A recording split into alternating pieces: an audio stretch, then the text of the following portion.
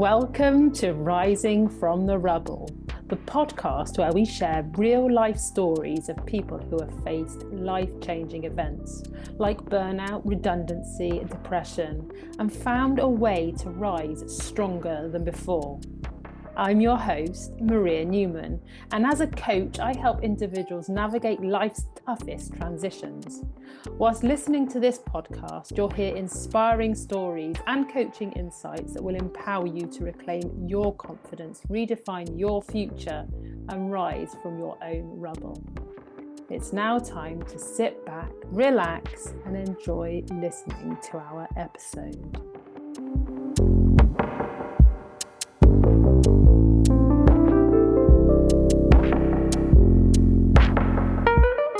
Just notice the thoughts that pop into your head as you hear the following statements.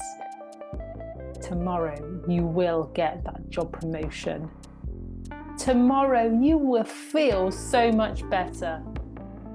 Tomorrow you will find the courage to face that obstacle.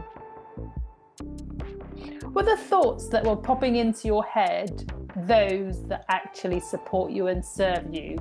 Were they saying, yes, of course that's all going to happen, I believe everything she said?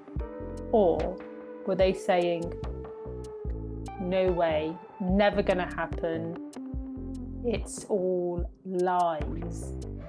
Just take a moment to breathe with me so that you can get grounded and be fully present in this moment. Take a deep breath in and breathe out. Big deep breath in and breathe out. And the last one, breathe in and breathe out. You see that chatter in your head, the voice, is neither good nor bad. It's just doing its job, which is to keep you safe. And whether you think you can or you think you can't, you are probably right. Because what you think, you will become. That voice is there to protect you, to keep you safe, to stop you from making a mistake, from being judged, from falling over, from getting something wrong. My inner voice is called Vera, and she's a lovely old lady, and all she wants to do is to make sure that I'm okay. However, what she thinks being okay isn't necessarily in my best interests. And I know when I hear her chatting away, not saying anything that's really going to help me, I simply give her a cup of tea and a biscuit and I ask her to go and sit in the corner. And I say, you can come back when you're ready to be helpful. However, the one thing that I do is notice, because what she is saying is valuable to me. It's bringing to my attention the thing that I need to deal with. And when I've got the courage and the time is right for me, I can take that obstacle, I can look it squarely in the face, and I will find the action necessary to deal with that obstacle. However, there may be times when she says something that brings the obstacle to mind, and you know what? I'm not ready to face it. And I haven't got the courage to deal with it. And that's okay too. In that instance, I can put it to one side, knowing that the opportunity will arise at some point when I am ready and when the time is right again for me to deal with it. You see, every situation we find ourselves in is neutral until we give it meaning by the words that we use, whether they're spoken out loud or those sneaky ones that pop into our head. And it's the meaning that we attach to the situation which will determine how we feel, those emotions that come to the surface. And it's those emotions and the way that we feel which will determine how we show up and the action that we take. And that will lead to the experience that we have. I want you now to recall a time when you found yourself either in a situation or about to be in a situation that didn't really feel very nice. It felt a bit negative. It felt like maybe you didn't want to do it. And just try and recall now the types of things that you were saying to yourself, or the words that you were speaking out loud. And take a moment to really understand the meaning that you were giving to that situation because of those words. And then how did that make you feel? Were you sad? Were you anxious? Were you hesitant? Were you worried? What feelings were about? And then as a result of that, how did you show up? Recall how you showed up. What actions did you take? And then finally, what experience did you have? How did it turn out? Now let's look at the flip side. I want you to recall a situation you found yourself in which you really liked. What things were you saying to yourself? What words were you using out loud?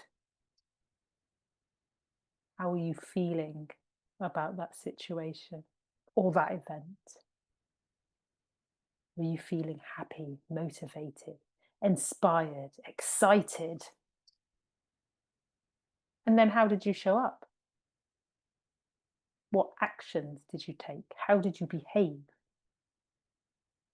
And finally, what experience did you have?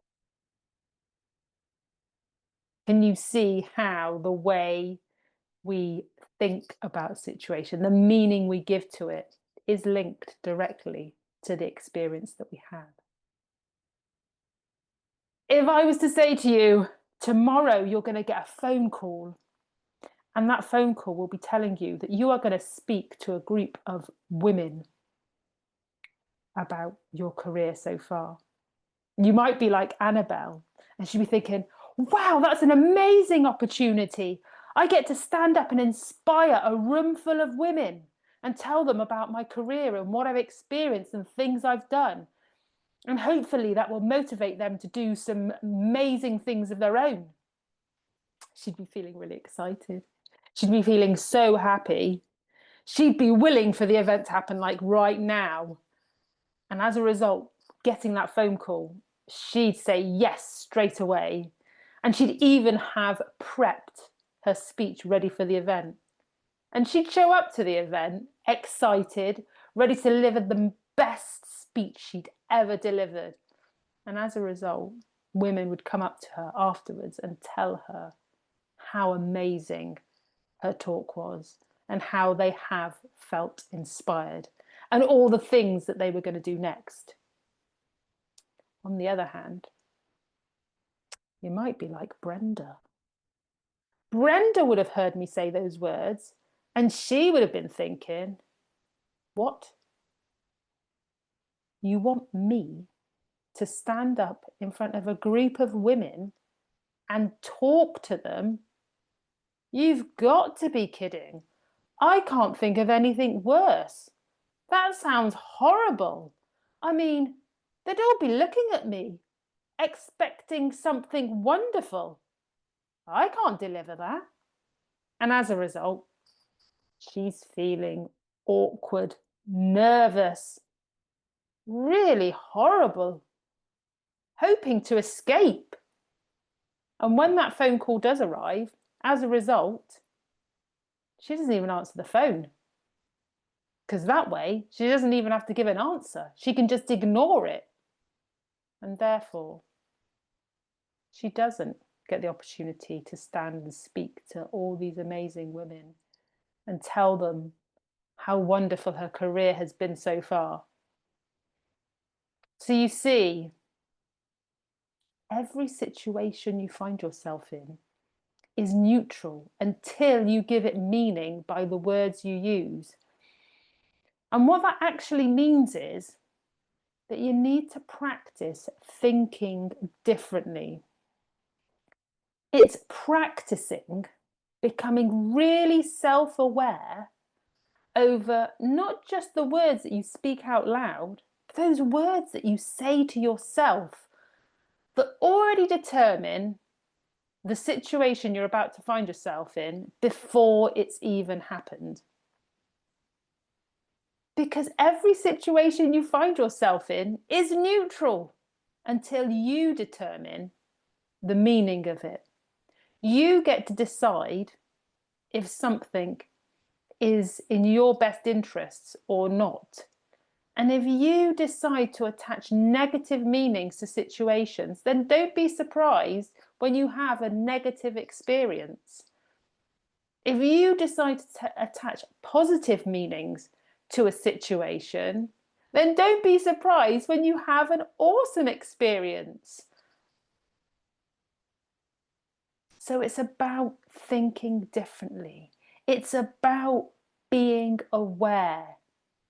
It's about you deciding what that situation means to you. And even if you are going to put yourself in a situation that feels uncomfortable, awkward, uncertain, you get to influence the experience that you have. And that doesn't mean that you use words that you don't believe, because actually that's not helpful because you won't believe them.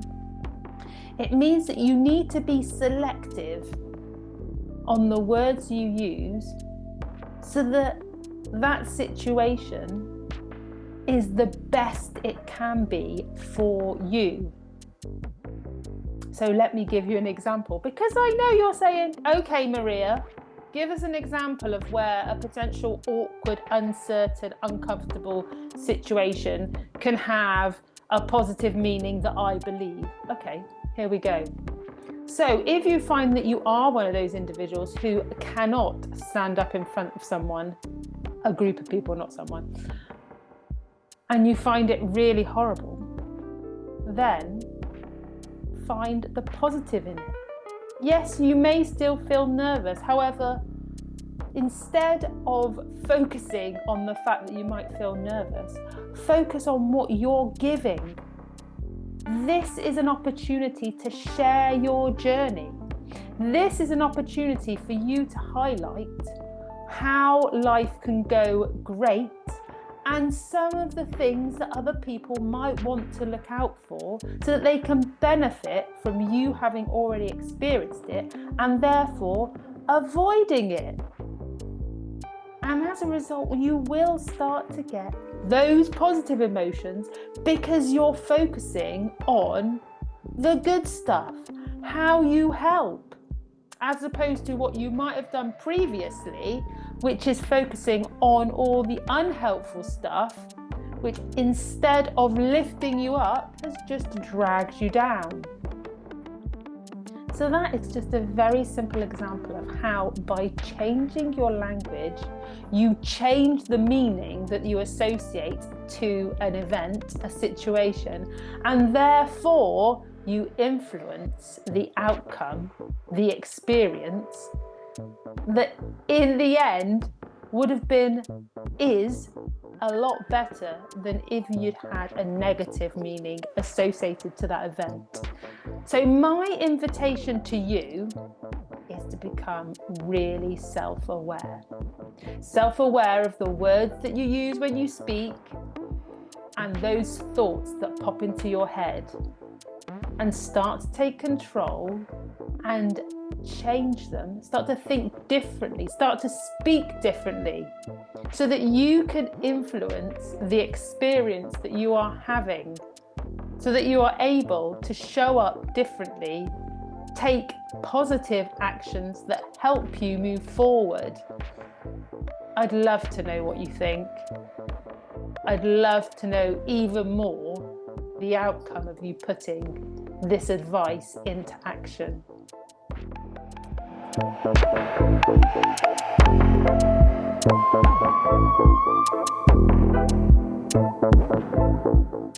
Thank you for listening to Rising from the Rubble. If you enjoyed today's episode, be sure to subscribe, leave a review, and share it with someone who needs to hear this. Also, remember to download your free life assessment. Just click the link in the description to get started. Take care, and remember, every setback is an opportunity for growth. I'll see you next time.